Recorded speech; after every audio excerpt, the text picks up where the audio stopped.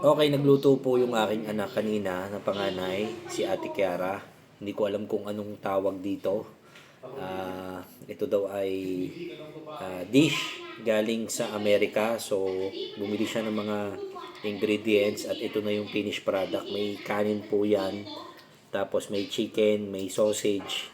So, tingnan natin kung anong lasa. Okay? Sabi nila medyo daw mahanghang. So, tingnan natin.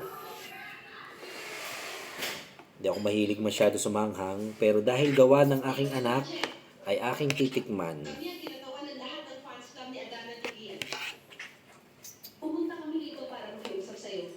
Okay, konti lang muna at baka hindi kaya.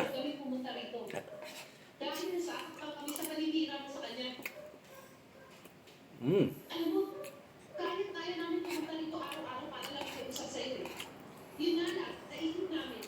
para siyang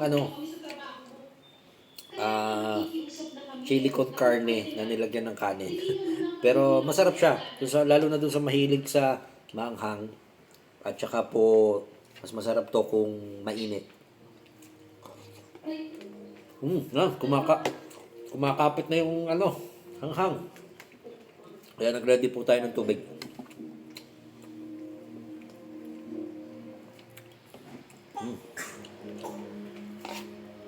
Sarap po. Kain po tayo. Congratulations, Kiara, sa iyong unang dish na alam ko nilakad mo pa kahapon para bumili ka ng mga ingredients. Ito na yung pinaghirapan, pinagtulungan nyo ng iyong mga pinsan at ni Mami. So, okay naman. Approve.